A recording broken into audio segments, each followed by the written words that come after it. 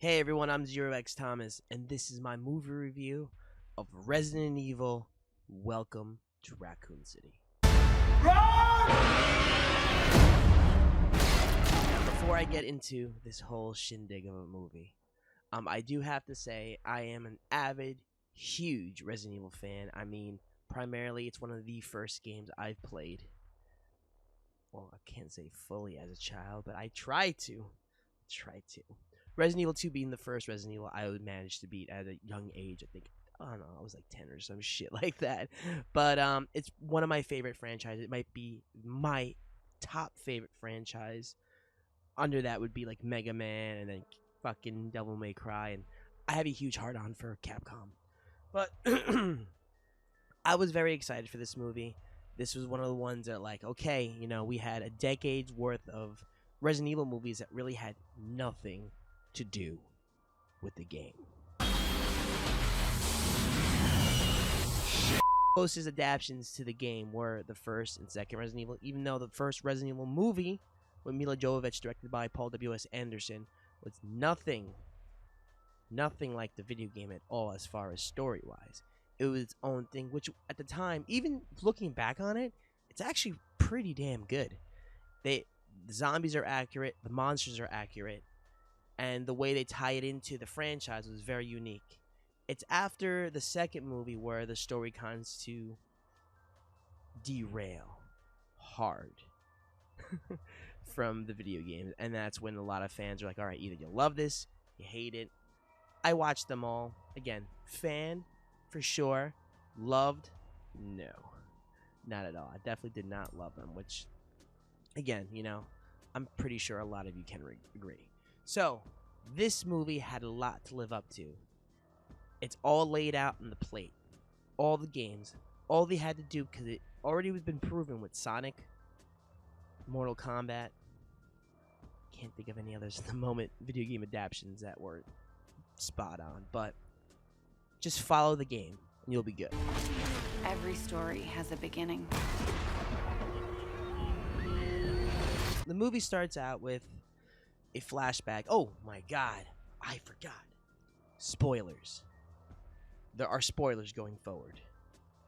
If you don't want to hear, you haven't seen the movie, stop watching. Still like and subscribe, but stop watching. Hold on, waiting for the ones to click off. Alright, you're still here. Okay. The movie starts out with a flashback of Chris and Claire Redfield when they were children in the Raccoon City orphanage. This was really cool. This is one of my favorite points of the movie. After that, we get to a modern day Raccoon City, which is 1998, right before the Spencer mansion was supposed to take place. Also, the bombing, the nuking, I should say, of Raccoon City. Now, this is where everything gets wishy-washy for me. So, as we all know, the Spencer mansion takes place first. This first Resident Evil game. And right after, not too long after that, it's Resident Evil 2 and 3 happening at the same exact time. Now, the movie manages to combine storylines of Resident Evil 1 and 2 and characters and kind of have it happening at the same time. Now, why is this problematic? You would say, well, if there's no Spencer Mansion incident, then there's really no reason why Umbrella needs to hurry up their operation and get messy, which would lead the T-virus to be accidentally spilled into the city for the rats to eat, which I believe the rats eat the T-virus. But yeah, you can fucking quote me in the comments. Again, I'm going off my memory here. But so this movie manages to change the main plot point of Resident Evil, that people are not infected with the T-virus or G-virus through rats biting and then, carrying it on from other bites. Apparently, Umbrella was disposing chemicals into who knows where, which contaminated the water reservoir, and that is why all of its citizens are now becoming the undead.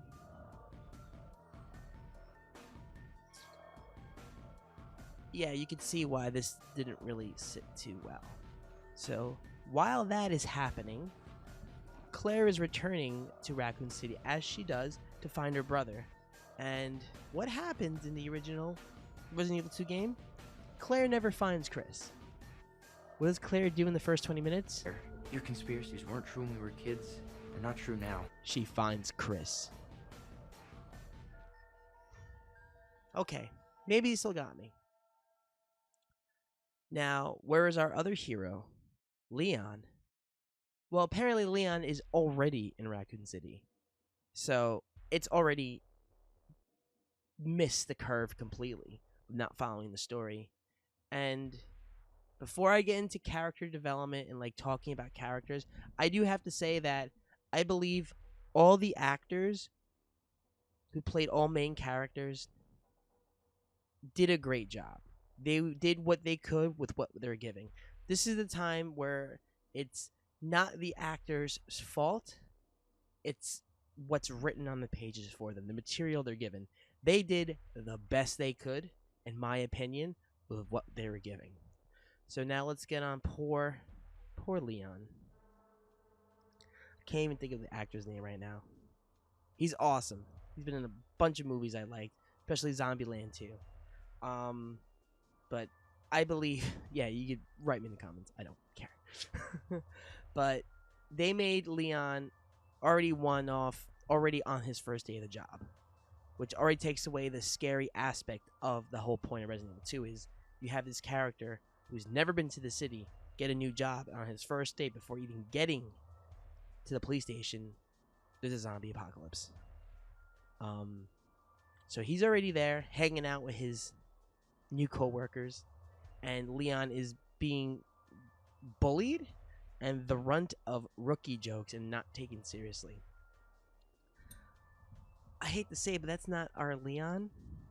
Leon would have taken no shit from anyone. He was, I would say, reduced as far as like comedic value, even though like his character wasn't really giving any funny quips. It was more so as he was the butt of every joke, and just that's not Leon. And yeah, that's what it already lost me. And this happens again at the beginning of the movie. Also, another pinpoint for character development, Wesker. As we know, Wesker is working for Umbrella directly. He's one of Umbrella's, agents at the time of this happened, before he's a higher up. But at the point in the movie, Wesker is so uncharacteristically Wesker. We didn't want him to be a stereotypical villain. We wanted him to be likable. A, he doesn't even have his glasses yet. We're seeing who he really is underneath the sunglasses. B, he has no superhuman strength, which he takes in the game the T-virus right before the events of the Spencer Mansion. There's an after-credit scene that shows him that he was forcibly given to it so he could not die, and he wears the glasses, which apparently he wears the glasses because of light sensitivity. Yeah, Wesker isn't a bro. Wesker is overly serious because he is a test tube baby. He was created. And many people realize that. I don't think I'm wrong, but if I'm wrong, tell me. And yeah, I'm don't worry, I'm gonna get to the positives. I'm throwing a whole lot of negative right now. What happens is they made the games out of order. So it was like all the plot points they took from the second game, they had it happen first. And then the finale almost was the Spencer Mansion. And then the ending of the second game, which again made no sense. So let's go to our main villain, William Birkin, who is by far one of, next to Tyrant and Nemesis, is the other iconic villain of Resident Evil. I believe his character was played to where it was. However, there's a few characters, and I'm getting to right here, that were completely minuscule and like dulled down to a point they served no relevance when they are in fact very important to the story. One being Annette Bergen. In the movie, she is a clueless housewife that has no idea what her husband is doing. There's a scene where Wesker, where William Birkin is trying to gather get his information together. He gets the call that he's been compromised, his life's work, blah blah blah. So he's scrambling, and then it's like, "What did you do, William? Whatever you're working on?" It's like, bitch. In the game, you helped him with the G virus. You're just as much as guilty as he is. You know everything, and you can give two shits about your daughter. Which in this one, they made her the mother. Oh, my daughter Sherry. Yeah, no. Character ruined because Annette Bergen is a cold-hearted bitch. She's great. She is a great fucking antagonist in Resident Evil 2. Now we get with Sherry Birkin. Any scene or any significance Sherry Birkin had in the game is now non-existent. She's just the daughter, and that's it. No carrying the cure in her locket, even that, or her running away and Claire and them finding her. Nope, none of that. And that is so sad. And the other one is Chief Irons. In this one, Chief Irons is he's the chief. He's actually kind of a hard ass, but like super goofy and innocent. Chief Irons isn't innocent. He's also very guilty in coordinating what ends up being, the downfall of Raccoon City, and also dirty. He's just a very dirty person as far as his morals go. And yeah, they completely non-existent, complete different character. Let's get to. I'm throwing a whole lot of negative, guys. I know, but let's get to some positives. My biggest praise of this movie are the sets. They're straight out of the game. The costumes are beautiful. The police station, all the sets, the orphanage, everything looks exactly like the game. And that was very reassuring.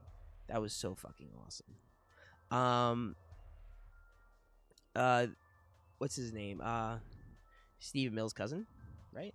Is that brother? Cousin? That plays Chris Redfield. Was it I can't think of his name for the life of me. I want to say Chris Amell. But he did a great job as Chris. I thought he played a really good Chris Redfield. And again, as far as was it Kaya Escondato, she did a great job as Claire Redfield. Again, the actors did the best they could as what were they given.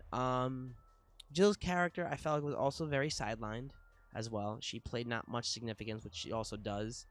And, having Raccoon City be blown up before even introducing Nemesis, it just doesn't work. A lot of it just mixed and jumbled. It just does not work at all. So, granted, everything here, and this is coming from a diehard Resident Evil fan, I have an umbrella tattoo that says Property of Umbrella Corporation on my foot. I'm giving this movie a 6 out of 10. Why a 6 out of 10? It should be lower. Is because, again, it won me over with the sets. It really did. The monsters also, the zombies, they all looked great. But completely changing the story, the main plots, characters' behaviors, it just... you definitely lost fans. And I feel like I'm not the only one that feels that way. Anyway, that's kind of my review right there. 6 out of 10. So, follow me again. Follow the channel, subscribe to the channel, like the video, share it, talk to me. I want to hear your opinions in the chat. I will be doing a weekly, or hopefully bi-weekly, horror movie stream on my Twitch channel, which we call Blood Chatter, which will talk all about horror movies. We'll watch some clips and etc. So, again, follow me on Twitch, follow me on socials. I'm ZeroXThomas, and thank you for watching.